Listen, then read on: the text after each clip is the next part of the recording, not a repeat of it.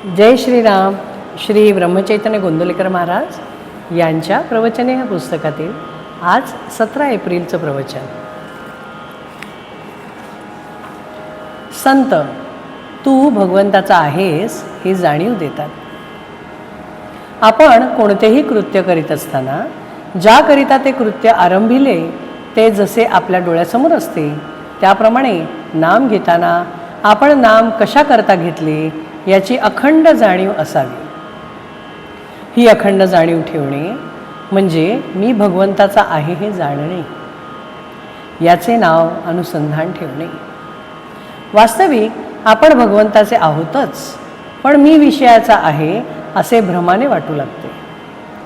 संत तू विषयाचा नाहीस भगवंताचा आहेस असे सांगतात. ही संतांची खरी कामगिरी आणि याकरता ते नाम घ्यायला सांगतात. नाम घेणे म्हणजे मी विषयाचा नाही भगवंताचा आहे असे मनाला सांगणे आणि मनात तशी जाणीव उत्पन्न करणे आणि ही जाणीव टिकण्याकरिता पुन्हा पुन्हा मनाला तेच सांगणे आणि तेच नाम सतत घेणे. तुम्हाला रामदर्शन पाहिजे म्हणता, पण राम तुम्हाला ओळखता कसा येणार? रामदर्शन व्हायला रामाचे अंतर काढता आले पाहिजे. रामाला पक्के ओळखता आले पाहिजे. याकरता अंतःकरणाची पवित्रता पाहिजे, शुद्ध भाव पाहिजे. सर्व काही साधने केली पण भाव नसेल तर ती व्यर्थ होतात. कालांतराने त्यामुळे भाव उत्पन्न होईल हे खरे, पण भाव ठेवून साधने केली म्हणजे प्राप्ती लवकर होते. नवविधा भक्तीमध्ये सोपी आणि मुख्य भक्ती म्हणजे अर्पण करणे होय. आपण सर्वस्वी देवाचे होऊन राहावे म्हणजे आपण जे काही करतो ते सर्व अर्पणच होते. ज्याने त्याने आपले हित ओळखून वागणे हे जरुरी आहे. कल्याणाचा मार्ग कोणीही दाखवील, पण त्याप्रमाणे वागणे ज्याचे त्याच्याकडे आहे. बंधनाला खरे कारण परिस्थिती नसून आपल्याच मनाची ठेवण हे आहे.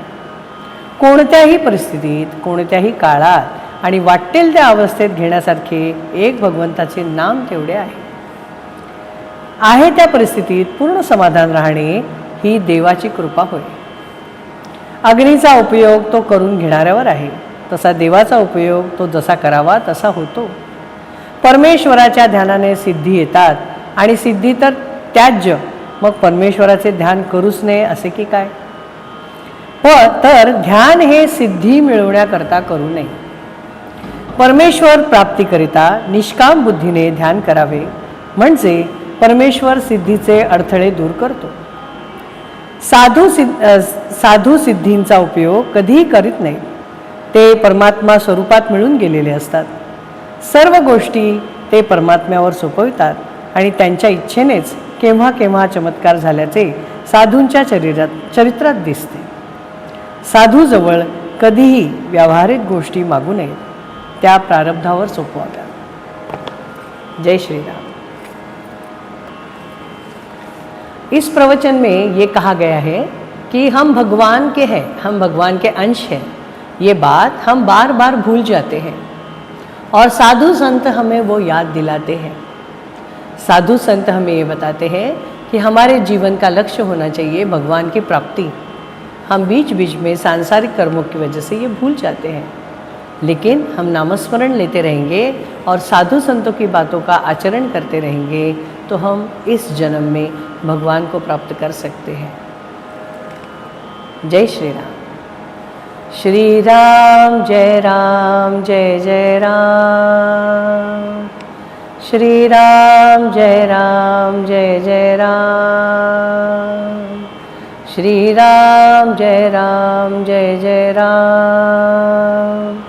श्री राम जय राम जय जय राम. श्री राम जय राम जय जय राम. जय श्री राम.